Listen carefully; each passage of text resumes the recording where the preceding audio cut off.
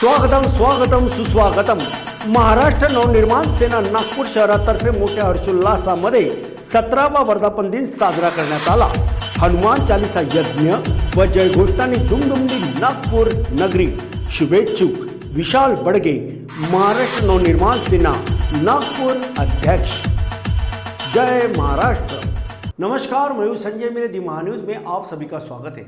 अल्पसंख्यक अत्याचार निरोधक अधिनियम कानून बनाना चाहिए, इस बात को लेकर शहर के कुछ लोगों ने नागपुर बेंच के मुंबई हाई कोर्ट में एक ज्ञापन माननीय जस्टिस इन्हें दिया है और जल्द से जल्द इस पर अमल करते हुए यह नया कानून बनाना चाहिए, ऐसी बात भी कही है. इस मौके पर उन तमाम लोगों ने दी महान्यूज से बातचीत भी की है.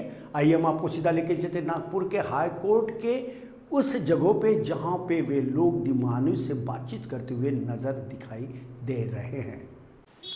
दर्शकों नमस्कार, इस समय में दी महान्यूज की टीम हाई कोर्ट के सामने में खड़ी है. हम आपको बता दें कि यही वो शहर के युवा लोग हैं जो ये चाहते हैं कि पूरे महाराष्ट्र में भीड़ हिंसा अधिनियम कानून और अल्पसंख्यक अत्याचार निरोधक अधिनियम कानून करना चाहिए. इस बात को लेके आज ये तमाम नागपुर शहर के परिसर के ये सभी युवा साथी यहाँ पे मौजूद है जो अंदर जाके माननीय चीफ जस्टिस नागपुर खंडपीठ हाई कोर्ट नागपुर खंडपीठ को यह ज्ञापन देने जा रहे हैं. उनके हाथ में ये ज्ञापन दिखाई दे रहा है. आखिरकार इस प्रकार का कानून बनाने की क्यों आ पड़ी है, क्या ज़रूरत है ऐसे कानून बनाने की, आइए सुनते हैं उन्हीं की ज़ुबानी. सर क्या नाम है आपका, क्या कहना चाहोगे और क्यों आज यहाँ पे आए हो? मेरा नाम नासिर खान है. दी महान्यूज़ का मैं सबसे पहली बात खैर मकदम करता हूँ, अभिनंदन करता हूँ. और सबसे अफसोसजनक बात है कि राजस्थान में जिस तरीके की भीड़ हिंसा हुई है, नासिर और जुनैद को कुछ असामाजिक तत्वों के लोगों ने जो जिंदा जला दिया गया बोलेरो गाड़ी के अंदर में, ये बड़ी अफसोसजनक और दुखजनक बात है पूरे देश के लिए. और गृह मंत्री जो केंद्र के हमारे गृह मंत्री है अमित शाह जी, उनके लिए शर्मसारवानी होने वाली बात है. और राज्य के गृह मंत्री, उनके लिए शर्मसार होने वाली बात है. ये बड़ी दुखद और बहुत चिंताजनक बात है. ये गंभीरता का विषय है. इसको मद्देनज़र रखते हुए हम लोगों ने अपना नागपुर हाई कोर्ट का खंड का अपना बेंच जो है मुंबई की नागपुर शहर को लेके हम लोगों ने एक निवेदन तैयार किया.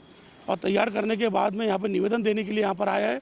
और सब लोग हमारे सब भाई मुसलमान समाज के, हमारी पहल ये है इस निवेदन के माध्यम से कि अल्पसंख्यक अत्याचार निरोधक अधिनियम बनना चाहिए. जैसा कि हम देखते हैं कि ST/SC एक्ट बनाया गया है, 1990 का अधिनियम कानून है. तो वैसा ही आज हमारे ऊपर में अगर आप डेटा उठा के देखें तो पूरे हिंदुस्तान के अंदर में अगर किसी की मॉब लिंचिंग हुई है तो सबसे ज़्यादा अल्पसंख्यक की हुई है. आज अगर हम देखते हैं पालघर की एक घटना जो घटी थी, संतों को जो चोरों के नाम से पालघर के अंदर में मुंबई में महाराष्ट्र की कि भैया उसके अंदर में कि चोर लोग को बोल के अंदर में वहाँ पे भीड़ हिंसा हुई थी. और भीड़ हिंसा के अंदर में उसके अंदर में साधुओं को मारा गया था. ये बड़ी अफसोसजनक बात है. आज हमको ये अधिनियम बनाने की इसलिए ज़रूरत है कि कहीं ना कहीं संविधान के आइन को ख़तरा है, लोकतंत्र डेमोक्रेसी को ख़तरा है. आज एकता अखंडता की तोड़ने की बात कर रही है कुछ असामाजिक तत्वों के लोग. कहीं ना कहीं ये भेड़िए है, आतंकवादी है. ऐसों को निपटने के लिए हमारे नागपुर महाराष्ट्र से हम लोगों ने पहल किया है कि अल्पसंख्यक अत्याचार निरोधक अधिनियम कानून ये अमल में लाना चाहिए. लोकसभा में संसद में अमल में आना चाहिए. और इसकी हम लोग बहुत कड़ी निंदा करते हैं. और इसी को लेके हम लोगों ने अभी यहाँ पर हाई कोर्ट के अंदर आए, जिसके अंदर में हम अभी जाएंगे, जज साहब से मुलाकात करेंगे और उनको एक ज्ञापन सौंपेंगे लिखित रूप से. बिल्कुल. तो इस तरह क्या नाम आपका? नासिर खान. तो नासिर खान ने जिस तरह से बखूर बेबो के साथ बात करते हुए ये बताया कि पूरे महाराष्ट्र में भीड़ हिंसा अधिनियम कानून और अल्पसंख्यक अत्याचार निरोधक अधिनियम कानून होना चाहिए, ऐसा उनका मानना था. और भी एक यहाँ पे मौजूद है, उनसे जानना चाहेंगे. सर आपका क्या कहना है? जी, मेरा नाम मोहम्मद ज़ोएब है. सबसे पहले जो हम लोग यहाँ जमा हुए हैं, ये नागपुर खंडपीठ मुंबई बेंच के अंदर में यहाँ पे हम लोग जमा हुए. इसके अंदर में आर्टिकल 21 के जो है बहुत ज़्यादा पूरे इंडिया लेवल पे धज्जियाँ उड़ रही है. सबसे पहले मैं एक चीज़ आप लोगों को बता दूं कि ये ब्रेन वॉश कहाँ किया जा रहा. सबसे पहले ब्रेन वॉश का जो तरीका है वो एक विशेष धर्म को लेकर सबसे ज़्यादा उठाया जा रहा है. अभी मैं एक क्वेश्चन करूँगा आपसे कि आज इंडिया में कितने स्टेट है, तो हर कोई आपको एक जवाब देगा 28 29 जो भी है जिसके नॉलेज में जिस हिसाब से। तो इस नॉलेज के अंदर में 28 29 अगर मैं स्टेट की बात करूँगा तो ईस्ट इंडिया का जो पार्ट है वहाँ पे 7 से 8 स्टेट आते हैं। नीचे में अगर मैं आपको बोलूँगा गोवा है, कर्नाटक है, तमिलनाडु है, तेलंगाना है, ये स्टेट इंडिया में नहीं आते। कि आप मुझे एक क्वेश्चन का मुझे जवाब दीजिए, इंडिया में आते हैं ना?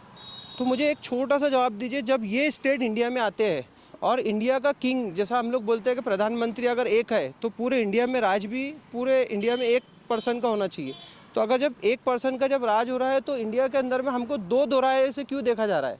एक दोराहा ये है कि वो स्टेट के अंदर में आप देखेंगे, जिसका मैं नाम लेने के लिए मैं नहीं बोलना चाहता था लेकिन मुझे बोलना पड़ रहा, क्योंकि जिस हिसाब से इंडिया के अंदर में हिंसाएं बढ़ती आ रही है, देखा जा रहा है कि ये जो स्टेटों के मैंने नाम लिए, यहाँ पे खुलेआम बीफ वहाँ पे बिकता है, वहाँ पे लोग बेचा जाता है और वहाँ पे ख़रीदा जाता है।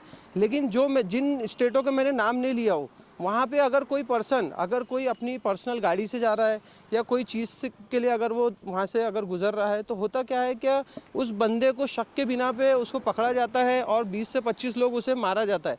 तो ये चीज़ जो है ना हमारे इंडिया के अंदर वो बहुत ज़्यादा गलत होते जा रही है, जिसका इसीलिए हम लोगों ने ये, क्योंकि आर्टिकल 21 का ये पूरा उल्लंघन है, इसी के लिए हम लोग यहाँ पे जमा हुए।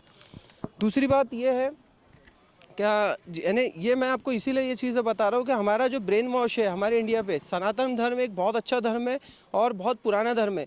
इस्लाम धर्म भी उसका बहुत अच्छे से उसका यानी उसकी बहुत ज़्यादा इज्जत करता। हमारे पैगंबर सल्लल्लाहु अलैहि वसल्लम ने उसकी इज्जत का हमें कहा गया है कि हर धर्म की इज्जत करना चाहिए।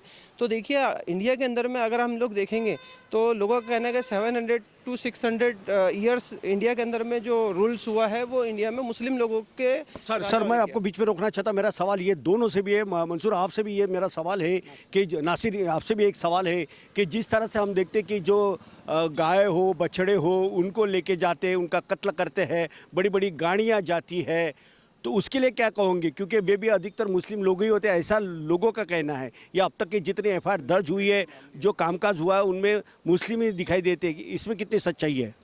देखिए, सबसे पहली बात संजय मेरे साहब, आपका सवाल बहुत अच्छा है, लेकिन एक बार मैं आपको सबसे अच्छा ये बता दूँ, गौरक्षा अधिनियम बना हुआ है देश में, कानूनी व्यवस्था है। अगर तुमको दिखता है कि भैया गौ तस्करी हो रही है, पर्टिकुलर इसके अंदर में एक समाज नहीं है, आज सबसे ज़्यादा अगर तुम देखेंगे फैक्ट्री तो अदरवाइज़ लोगों की है उसके अंदर में, मैं नाम शो नहीं करना चाहता। आज जितना भी चमड़े का जितना बड़ा व्यापार है, इवन आज हम लोग चमड़े की जो चप्पल भी पहन रहे हैं ये उसी से ही बन रही है। सबसे पहली बात, आज फैक्ट्री में इतने बड़े नामों के दिग्गजों के नाम है, मैं आपके सामने शो नहीं करता, और किसके अगुवाई में और किसके आरक्षण में वो सब काम हो रहे हैं मैं आपको यहाँ पे नाम शो नहीं करता, क्योंकि मीडिया बहुत खूब जानती है कि किसका कारोबार है इसके अंदर में जुड़ा हुआ, पर्टिकुलर एक समाज का नहीं है। अभी उसके लिए जिस तरीके से अफसोसजनक की बात यह है कि राजस्थान के अंदर में नासिर और जुनैद को जिस तरीके से बोलेरो के अंदर में गाड़ी में जलाया गया, ये वहाँ पर कानूनी लॉ की है ना, कानूनी लॉ की वहाँ पे धज्जियाँ उड़ाई गई। ये पर्टिकुलर मुसलमान समाज ही नहीं करता, बिल्कुल रोक लगना चाहिए। अधिनियम जब बना है तो उसकी अमल बजावनी होना चाहिए, चाहे वो मुसलमान समाज का रहे चाहे वो हिंदू समाज का रहे। लेकिन आतंकवादियों का कोई मज़हब नहीं होता और कोई धर्म नहीं होता। मैं संजय मेरे साहब आपके चैनल के माध्यम से ये बात स्पष्ट करूँगा कि कोई अपना ना हिंदू का ना कोई मज़हब का, ना ये कोई मज़हब और ये धर्म का विषय नहीं है। ये आतंकवादी भेड़िए है, इनको निपटने के लिए कहीं ना कहीं हमको इस अधिनियम की बहुत ज़रूरत है। अल्पसंख्या अन्याय अत्याचार अधिनियम निरोधक कानून पूरा बनना चाहिए पूरे देश के अंदर में और सख्ती से लागू होना चाहिए। बिल्कुल मैं खंडन करता हूँ, जैसा संजय मेरे साहब ने बोले कि भैया इसके अंदर में जैसा गौ तस्करी हो रही है, बिल्कुल खंडन करना चाहिए। गौ तस्करी के नाम के ऊपर में रोक लगना चाहिए। और हम लोग अगर ये गौ तस्करी हो रही है तो हम लोग पूरे जितने लोग यहाँ पर खड़े हुए हैं हम लोग बिल्कुल उनका सपोर्ट करेंगे, लेकिन कानूनी ढंग से करेंगे। हम अपने हाथ में कानून नहीं लेंगे या किसी को जिंदा नहीं जलाएंगे। हम सीधा क्या करेंगे, हम उसको कानून के हवाले करेंगे, पुलिस के हवाले करेंगे संबंधित थाने को, और उसके ऊपर ये मांग करेंगे पीआई बार साधक को बोल के कि कड़ी से कड़ी कार्रवाई गौरक्षा अधिनियम के तहत इसके ऊपर की जाए। गौरक्षा अधिनियम के तहत यह कानूनी कार्रवाई होना चाहिए, ऐसा इनका मानना है। आप थोड़ा देख सकते हैं कि यहाँ पे ये हाई कोर्ट दिखाई दे रहा है मेरे पीछे में, जहाँ पे ये तमाम लोग अपनी फरियाद लेके माननीय जस्टिस इनसे मिलने वाले हैं और उन्हें ये बताने वाले हैं कि पूरे महाराष्ट्र में भीड़ हिंसा अधिनियम कानून और अल्पसंख्यक अत्याचार निरोधक अधिनियम कानून होना चाहिए। इस बात को लेकर आज ये लोग सरकार के संज्ञान में ये बात लाके देने के लिए इस प्रकार की अर्जी जरूर दे रहे हैं, लेकिन क्या सरकार इसके ऊपर में ध्यान देगा? क्या केंद्र सरकार इसके ऊपर में गौर फरमाएगा? क्या राज्य सरकार गौर फरमाएगा? या फिर ये जो अधिनियम बनाने का जो एक प्रक्रिया होता है, क्या उसके ऊपर में पूरी तरह से अमल होगा? ये भी एक देखने वाली बात होगी। लेकिन एक बात तो तय है कि आए दिन गो की जो तस्करी, गायों की जो तस्करी बड़े पैमाने पे हो रही है, जिसके चलते करने वाला कोई और रहता है मगर धर दबोचा कोई और जाता है, और ऐसे में लोग जो है पिटाई किसी की कर दे, उसमें उसकी मृत्यु भी होती है, जला दिया जाता है। ये भी एक गलत बात है। इस ओर सरकार ने ध्यान देना चाहिए और गो तस्करी करने वालों को तो कड़ी से कड़ी सज़ा भी देना चाहिए। वैसा कानून में प्रावधान है, लेकिन अधिकारी कितना अमल करते हैं ये भी एक सोचने वाली बात है। इतना ही कहना चाहते हैं कि मज़हब नहीं सिखाता आपस में बैर रखना, हिंदी है हम वतन के, हिंदुस्तान हमारा ये भारत देश सभी जाति धर्म पंथ का देश है, और इसमें अगर पूरा साथ साथ सब चले तो यकीनन भारत को किसी की भी नज़र नहीं लग सकती। लेकिन कानून जो बने हुए हैं उसके ऊपर में पूरी तरह से शिद्दत से अमल करना यही समय की मांग है। नागपुर के हाईकोर्ट परिसर से कैमरा पर्सन सुभाष बुटले के साथ संजय मिरे, दी महा न्यूज, नागपुर। स्वागतम स्वागतम सुस्वागतम। महाराष्ट्र नवनिर्माण सेना नागपूर शहरातर्फे मोठ्या हर्षोल्लासामध्ये 17वा वर्धापन दिन साजरा करण्यात आला। हनुमान चालीसा यज्ञ व जयघोषांनी दुमदुमली नागपूर नगरी। शुभेच्छुक विशाल बडगे, महाराष्ट्र नवनिर्माण सेना नागपूर अध्यक्ष। जय महाराष्ट्र।